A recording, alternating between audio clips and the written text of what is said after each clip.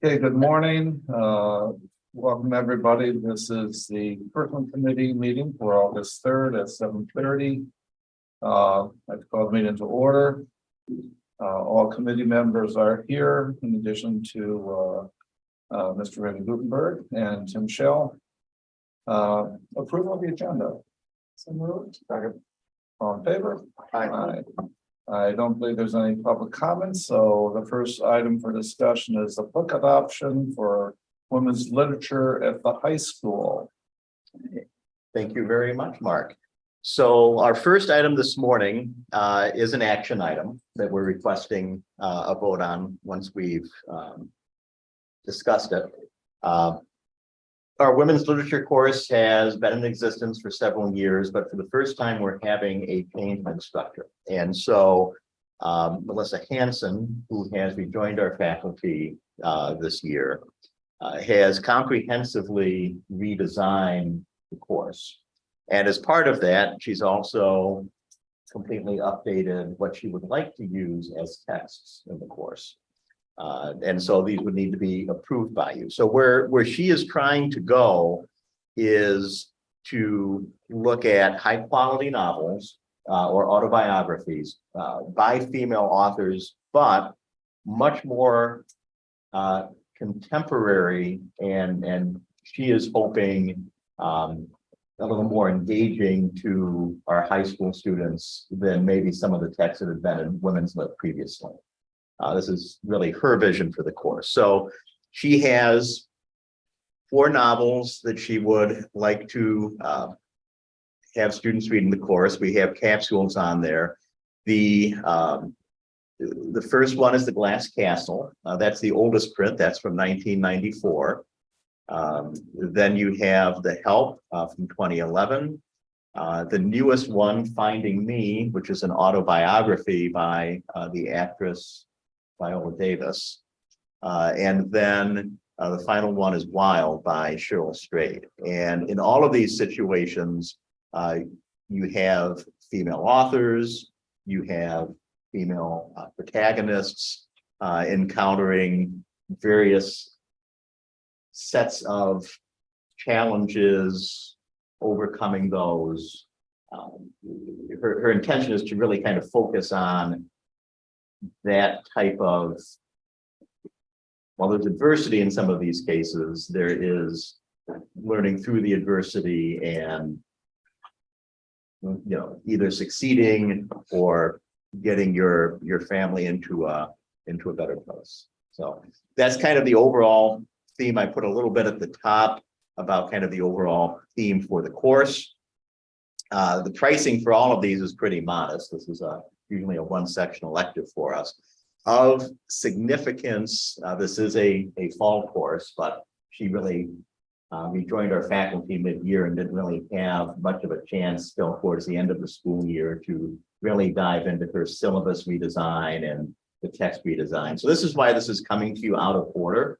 And I feel fairly confident that since these are all fairly recent imprints and these are paperbacks, once we have an approval, I don't anticipate a problem having these in for the start of the school year.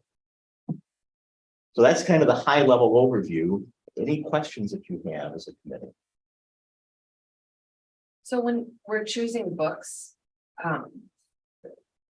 you mentioned high quality books. What does that entail? Like, so this is a course that's taken by older students. Yes. So female author, female protagonist, learning through adversity. But is there like some sort of guideline in terms of reading level? I don't know the right words, but like an appropriate level of reading for that.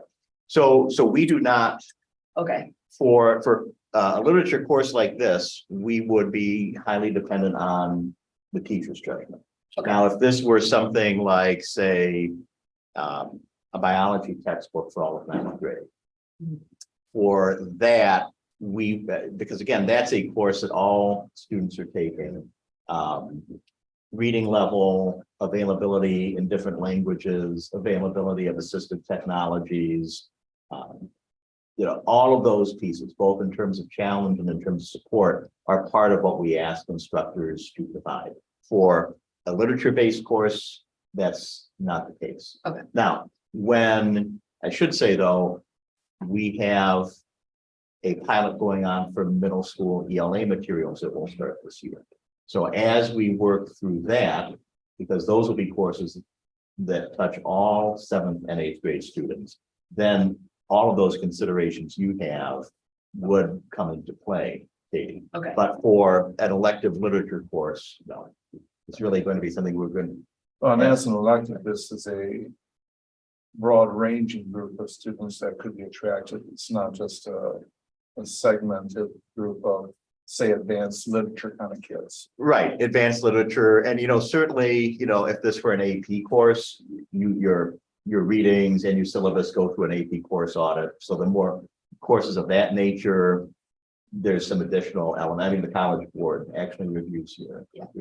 I just didn't know if we had some sort of structure, standards in place for, for books that we introduce to students at the high school level, if there's some sort of guideline for rigor or whatever, but that was just. Any other questions? Yeah, a motion? Motion approved. Second. All in favor? Aye. Okay, thank you very much.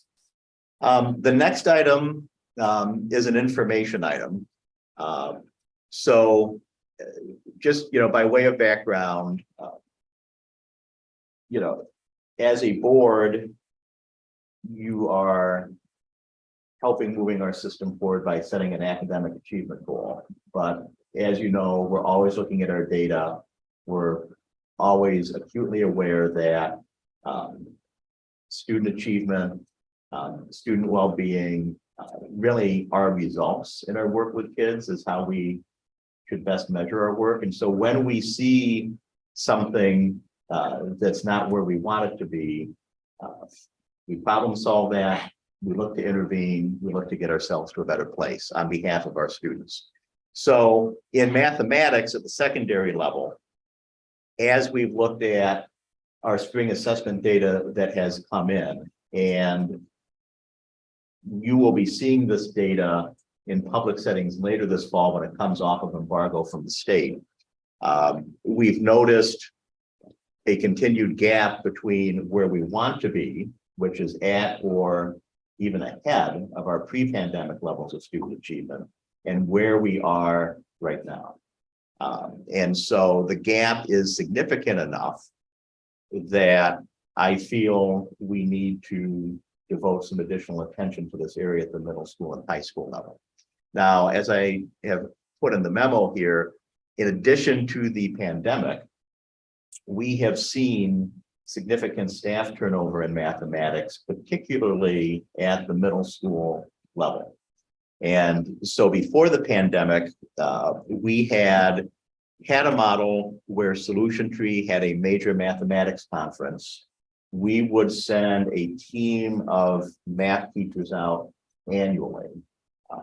And you can't send them all out at the time, just due to costs, subcoverage, things like that. And I felt that really had moved our practices forward. It was very well received by our teachers. They really liked the information. They liked the models that they received. We saw high levels of mathematics achievement. We haven't, since the pandemic, sent teams back to that. So when I was reviewing our data with Aaron Schrader, who's our high school math coordinator and math department co-chair, I asked Aaron the question, here's where we're at. We're seeing some performance gaps. We have turnover. We know we have people on our staff that haven't had access to this type of professional learning. We could do a few different things. We could restart what we did pre-pandemic, which is send teams out. That would be a few people at a time.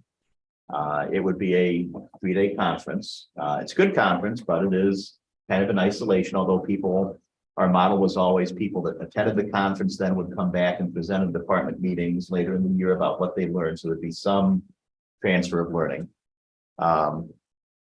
And to really rotate the entire middle school and high school team through that would be a several-year process.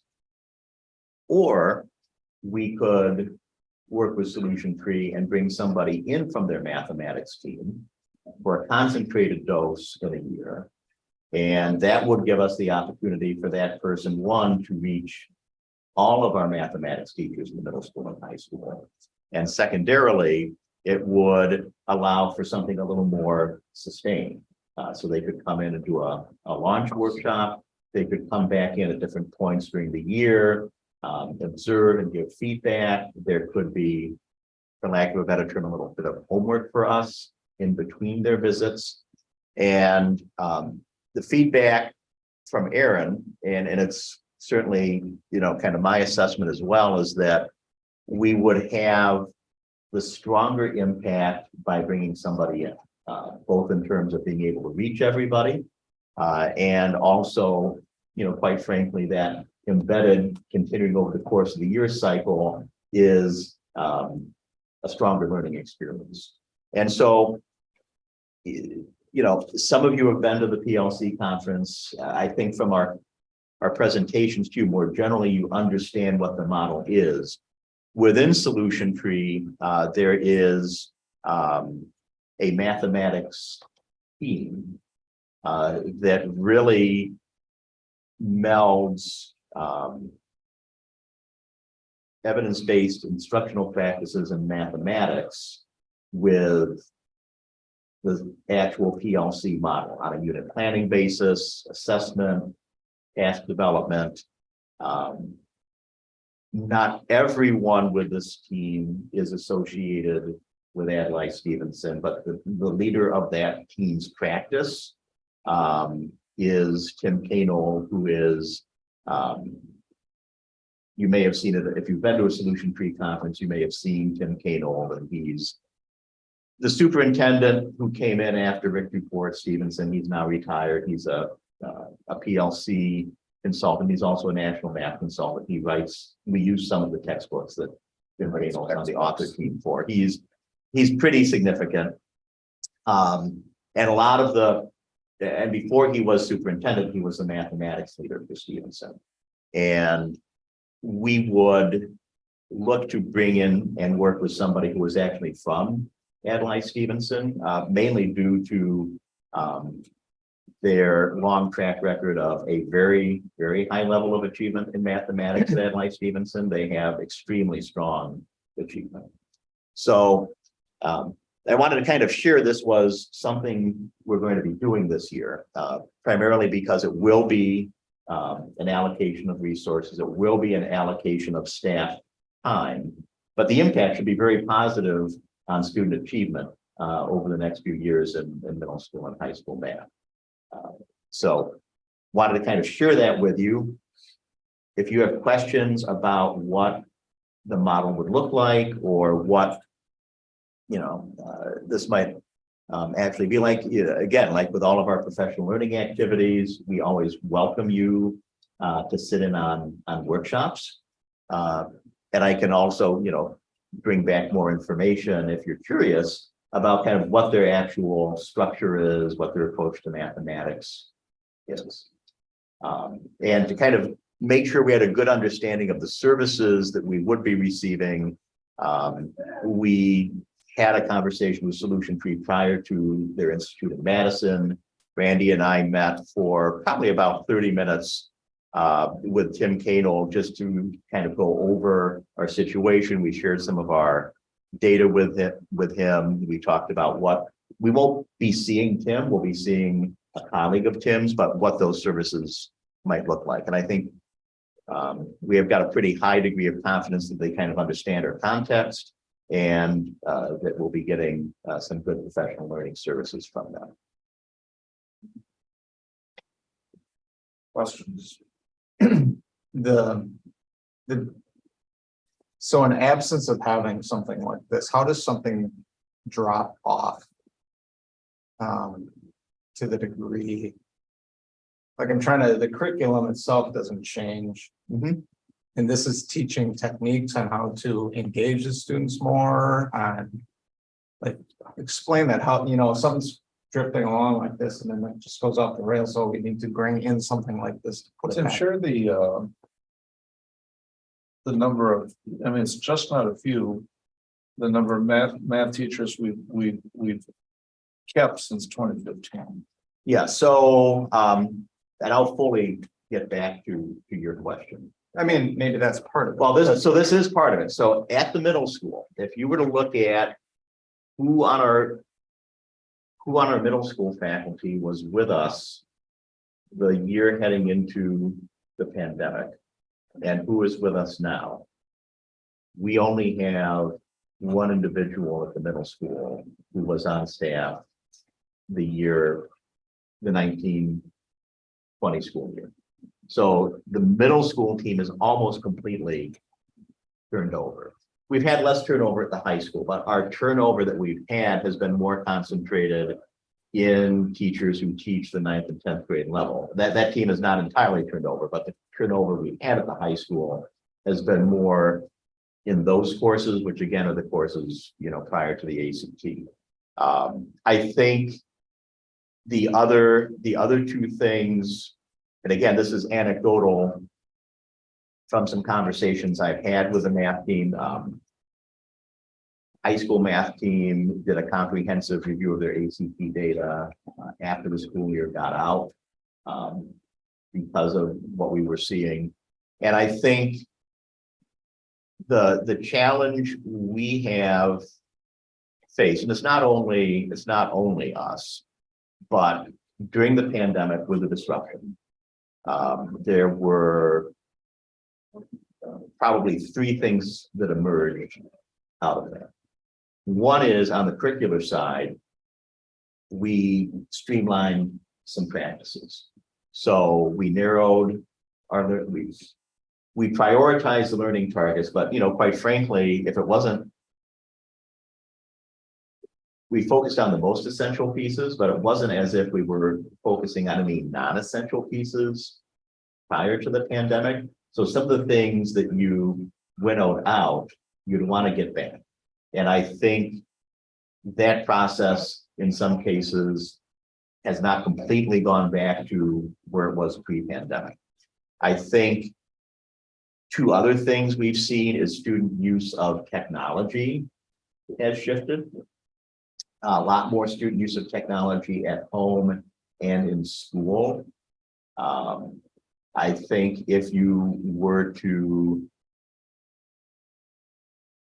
talk to a teenager or some just recent teenager, they might be familiar with an app called PhotoMath. So now on your phone, you can have an app that will take a photo of a math problem, analyze it, not only for the text, but the symbols. It kind of is almost like a reverse LaTeX. LaTeX is a program that allows you to kind of generate math symbols. But basically, if you want to take a shortcut, you can use PhotoMath and take a shortcut. Now, that's not going to help you master the procedures, master the concepts, but we've definitely seen that. I think the third thing is just we continue to see students for a variety of reasons that have gaps in their learning or have other academic struggles. And so I do feel one of the areas that revisiting this model can help us with is our student support piece. I don't want to say that we don't have more generalized needs, Ted, but I do feel like we have a larger block of underprepared students coming through in mathematics. And the support system we had that worked prior to the pandemic is not working to meet the expanded needs post-pandemic. Now, in their mathematics at work model, they do have ideas about how you look at your course-based assessments, how you break it down on a more skill base, how you could use more effectively time we have, like contact time at the high school, to find kids, not that are in huge states of underpreparedness, but maybe underprepared in certain skill areas, and you're going to provide additional teaching or reteaching of different models for that. So I think the first step is we'll be scheduling fairly soon a meeting with the consultant review with her our data, review what our team sees as some of our critical needs. But I do think a lot of this will come into areas of formative assessment, connection to supporting students who need additional support, particularly through the use of contact time and resources. I also think that there may be some attention to kind of lesson pacing, depending on what the person sees in some of their initial visits. Because the plan, and I think I've described that in here, we would have a kickoff workshop, and then the consultant would come in 3 days a quarter subsequently. So one day at the middle school, 2 adjacent days to the high school, so they catch the whole AV rotation to do some observations and to be able to provide some feedback. I can add something, Tim. I think another piece that it adds to it, in the absence of doing something that's more targeted and concerted like this. I mean, we have staff that are working really hard, doing their best on behalf of kids. This really puts a more of a concerted focus on that, as I'm reflecting on the practice, as I'm more specifically having people that they can collaborate with, have professional resources that they can seek additional counsel on, have new ideas brought in. I think this a concerted continual effort, because it's not a one and done where they're going to come in for a day. They're going to be here several times. It'll be kind of a continual process. That type of embedded growth into the work that they're doing and them doing it as a team, I think is the best way to also kind of re-engage and reinvigorate kind of the focus on really what they're practicing. So I mean, I'm a big proponent of kind of the approach here, as opposed to sending them out to a conference, then they come back and try to share it. This is embedded into their work. They come in by us, they work with us in our space. I think it's a good model. I mean, I like that a lot more too. What's the projected cost on, I mean, the difference in that, what's gonna be? Well, so the bottom line for something like this is probably going to be around 65,000. So it's a significant investment. If you were to send people out to a conference, it depends how many people you send. But you know, typically they're going to do, I haven't looked at where this year's conference is, but you know, typically they're going to be, this conference typically runs in early December. They put it in a warmer location, like a San Diego, a Las Vegas, or an Orlando or an Atlanta. So you're looking at roughly 800 to 900 per participant for registration. You're going to be looking at travel, which again varies by destination. If it's to a hub like Atlanta, it's going to be less expensive. If it's to a place that you gotta take a hop, like maybe San Diego, it would be more expensive. Than you're going to have lodging, meals, expenses like that for a 3-day conference. So this would be more expensive than sending people out. This would be more expensive than sending, say, 4 to 6 people out to a conference this year. The quality of the experience is much more powerful, as Randy said. And secondly, you're getting everybody. If you were to send, you know, and you're talking about, you know, across the 2 buildings, maybe 21 people, you would actually be looking at a cost very comparable to this. And getting somebody in to work with you for 10 days versus going out for 3 days, it's not an apples to apples comparison. This is a much more high impact model. I mean, one of the things, but we brought it as kind of an info item that doesn't require approval of the board. A couple of reasons. I mean, normally there's an approval process with 25,000 or more. This one's higher than that, but there's also a piece where if it's a sole, that's usually for like a bidded piece. But this isn't something we're going out and bidding it with math consultants. We know who we want to work with. It's kind of a single source type piece. The funds Tim has within his budget, so it's not in the budget. I like the idea that it's going to impact all the students. I think that's the other benefit of it. And it's sustained over time where it's not this thing. And that's not coming here for a day. And then we can.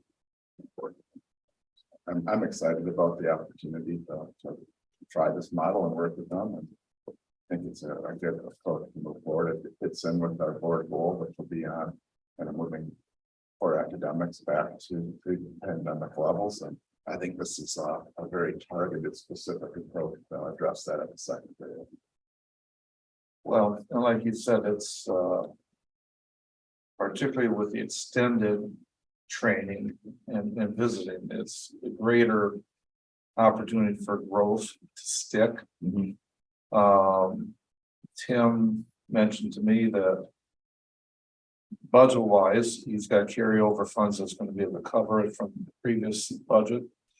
And then the other thing, if anyone would like to see the raw data, Tim has it available and you can work, make the time to see what's coming. I think it's a very positive thing. Yeah, Mark and I did meet and because it was, and when the state assessment data is off embargo, obviously we bring it here, the public sees it, everybody sees it. But we do have, right now, we do have our assessment data that's under embargo. When we had our agenda planning meeting, I did share that with Mark. I think we can say it's pretty convincing. Yeah. Very much so. But I would be happy, Katie or Ted to meet with you separately, just to kind of walk you through what we're seeing. I certainly appreciate the sense of urgency we have about this, and I think that this is an excellent opportunity for our staff and for our district. And to have Solution Tree come in and help us specifically with our specific situation and our data will just hopefully, send us in the right direction. So We believe it will. Again, I mean, I think this is an example. I mean, we just speaking for the secondary level, but I know this is true for elementary as well. We have our school improvement institutes coming up. Middle school and high school are coming up in next week. And this focus on, in particular, getting our results for our kids back to where they were pre-pandemic is really going to be a focus for us. Again, not that student achievement isn't a focus, but a goal like this does serve to add additional focus. And so I do think, this is happening. There are other things that not quite as intensive that you are going to see moving forward. Again, something we will bring to you at some point in time. You had Jeff Keenis in earlier this year to talk about looking at how can we optimize the middle school schedule to have better things for our kids. And we've been Jeff and some of his team have been working on that this week, and we will have some information to share with you when the time is right later in the year with those efforts too.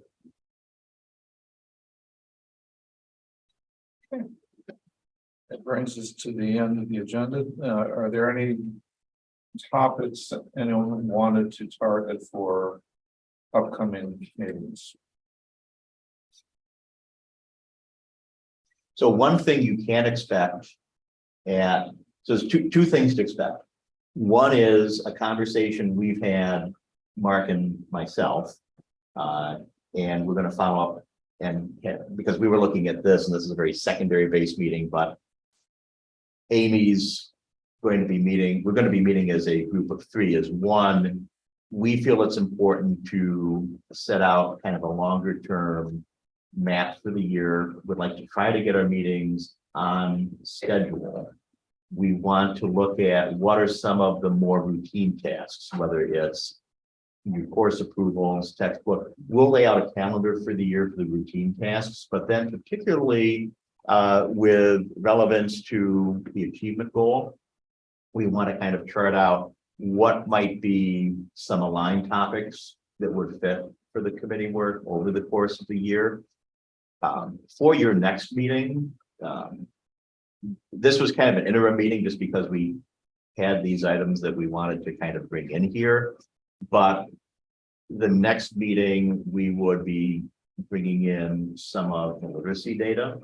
And I do think, it's still a process of seeing how the state is going to actually implement the new legislation, but obviously being able to share what we do know so far and what we're still kind of waiting on more specific guidance from the state is something you would see in the next. The new reading legislation is out of concept, but not in detail. So I had a meeting here a couple weeks ago with our Dane County superintendents. We had some of our attorneys there to help us kind of just dissect what's in there. We also had a rep from CISA. CISA is supposed to play a bigger part in this. And really, there's still a lot of waiting to see kind of what are the administrative rules around it and how is DPI going to implement it? And what kind of, how are they going to allocate funds to actually address that across the state? So probably a lot more questions than there are answers. But I think we're kind of starting to look at what does that mean from materials, training, etc. I think that there's some, and maybe I'll give an update Yes. next month as far as what some of the things that she's saying, some things we're currently doing and some of the things that we're kind of anticipating will be there that we're advancing this year on that. I was gonna say that that would be something. Yeah. So, it's kind of, yeah. I know that, we're gonna be, sounds like we're perhaps gonna be undertaking a lot with the math. Pilots going on, and then also this literacy. So, yeah. Busy. Some of the challenges with the literacy things is some of the trainings they talk about, just they're gonna have to figure out realistically if their timeline. That's It's best. not gonna happen overnight. It doesn't happen overnight. Some of those trainings are not like, here, go to a training. It's Right. super intense. And how you're gonna train on scale across the state. There's concern about how that's happening.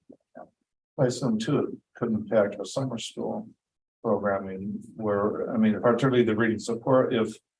Because it talks about mandating summer school, and so is that going to have a different look than, for the reading portion than what we currently do? And So I mean, a lot of unknowns. I would say, great questions. Stay tuned. Stay tuned. I mean, I will say. This is a big shift for the state. In some areas, there will be shifts for us, which Amy will get to, but one thing to know is that as a district. We at least have a very robust summer school program. That the majority of our students in this age range participate in. That is not always the case in every district. And you've heard us talk over the years about some of our challenges with summer school staffing, but at least we're starting from a high level. If you did not have a very robust summer school program at the elementary level, and you had to start this up, that would be a lift. That's not what we're asking. No. But again, these are all questions, Amy can speak to it a lot more. There's just not much out there, but whatever we have, we'll be able to provide you. He's got kind of plan Yep. as far as what some of the initial steps would be. Thank you for your time today. So motion to Motion to adjourn. Second. on favor? Aye.